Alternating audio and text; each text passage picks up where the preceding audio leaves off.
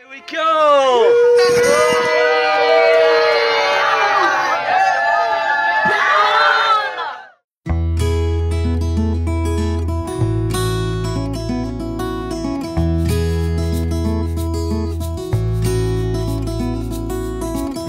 Day to day, where do you want to be?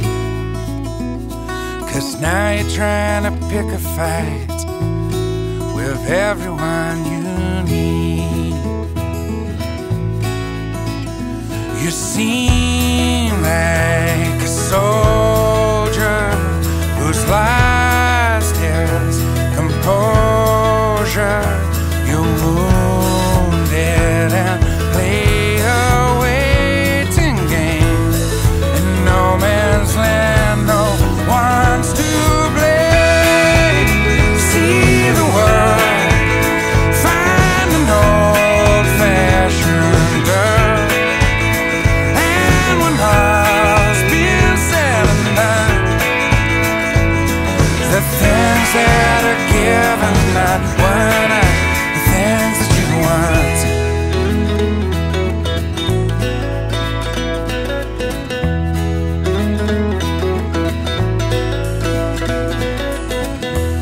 Empty-handed, surrounded by a senseless scene, with nothing of significance besides the shadow of a dream. You sound like a no-joke. You're worn out, a bit broken, asking me time and time again, when the answer's still the same. See the world, find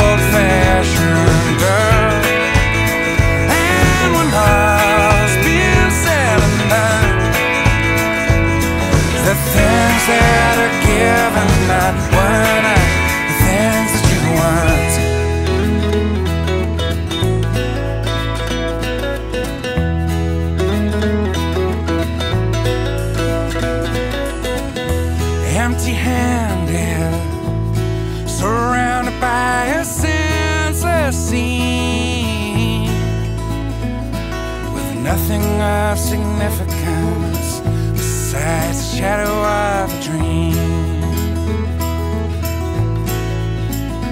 You sound like a no joke.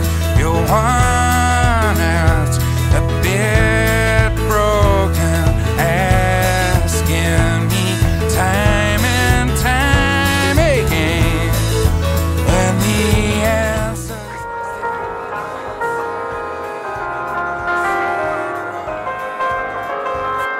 There you go. Ahoy!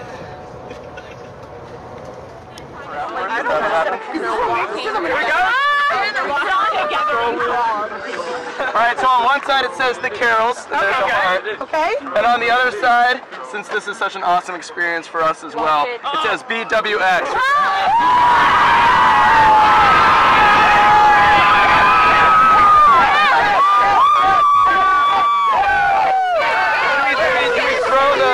Does the key go?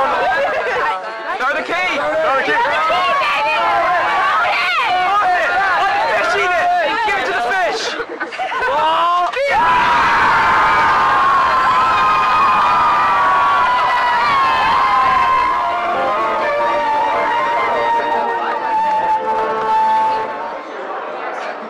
Two great week.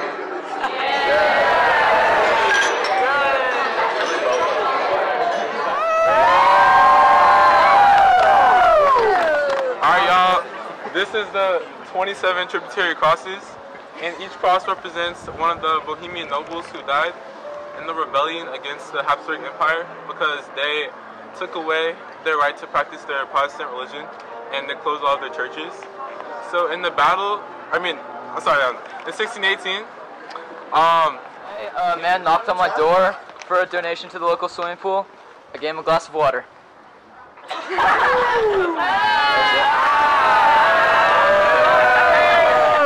Where's Sally drop her ice cream? She gonna hit my arms. Stand on your arms. What's brown and sticky? A stick. Knock, knock. Who's there? Not Sally. Yeah. I'm frosted. I'm completely frosted. And she goes, you know what? He goes, so can I get you a drink? And she goes, you know, I'd really like some punch. So he goes over to get her some punch, and he's thinking there's going to be a line, but no, there's no punch line.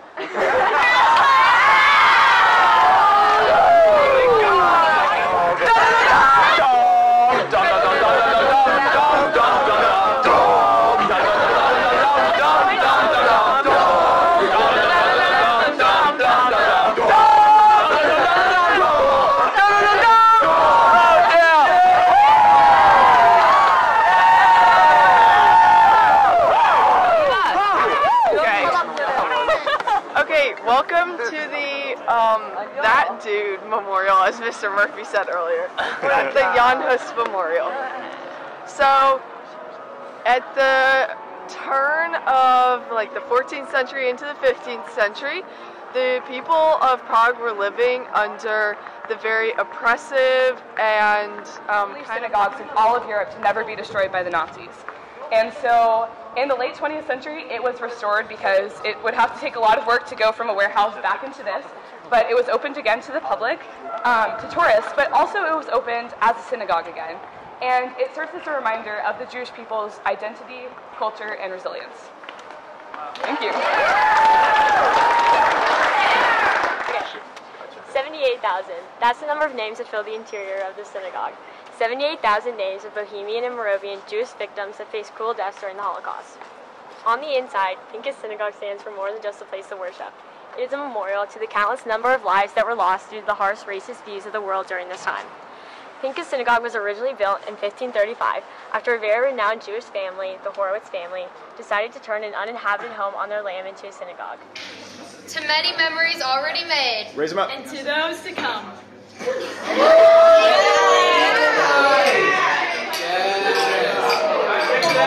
We out here, babe, bearing witness. You could say it's legitness. I'ma pull up and do some nice fitness in the morning for soccer.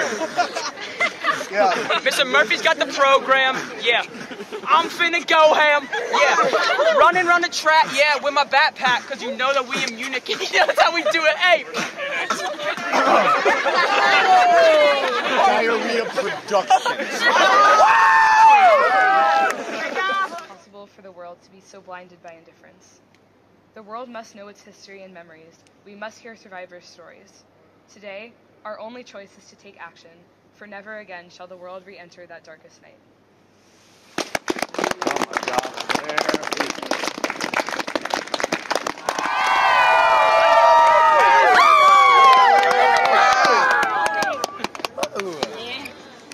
Okay, so this is Tin Church, and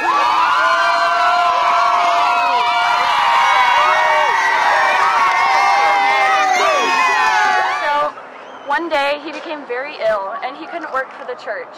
So he asked his wife to fill in for him, and she assured him that she would do everything he asked. But instead, when she went to the church, she stole the parish money and spent it on herself. No, she did not.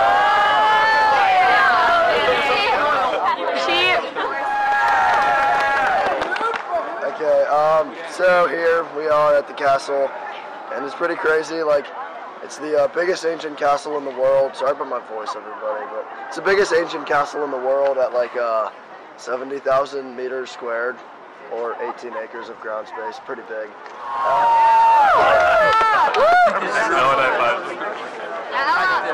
Can I go? Okay, so this is the Prague astronomical clock. The first record of it was October 9th, 1410, so that was like kind of when people say it was built. It was built by Mikulas of Kazan, and this tower is the only part of Old Town Hall still existing. About that. Alright. Okay. Here we have the Golem of Prague. Hold it up high so people in the back can see. Way high. Like your Simba. You got it? Alright. It's a mythical legend that goes back to the 1500s here in Prague. Legend has it, there was a rabbi, and he was trying to... Alright, so welcome to the Old New Synagogue. Yes, I know that sounds kind of strange to someone named Old New, but I'll explain the series of myths, architectural elements, and the significance of the name. So, the Old New Synagogue was built in the mid-13th century by a group of Christian stonemasons who were working on the nearby convent of St. Agnes, which is another Catholic monument in Prague.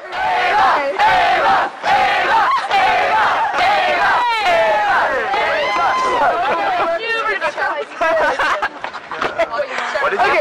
I said welcome to the Charles Bridge.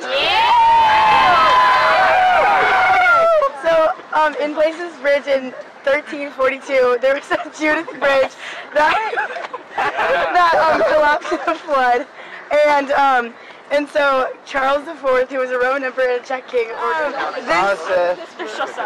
this bridge is made of Bohemian sandstone, but there's a legend that there was eggshells mixed.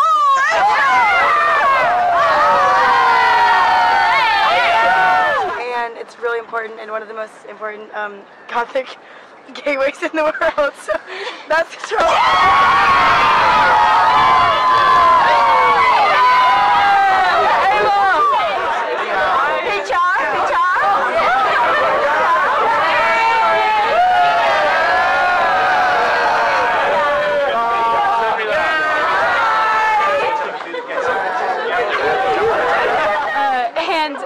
A Nobel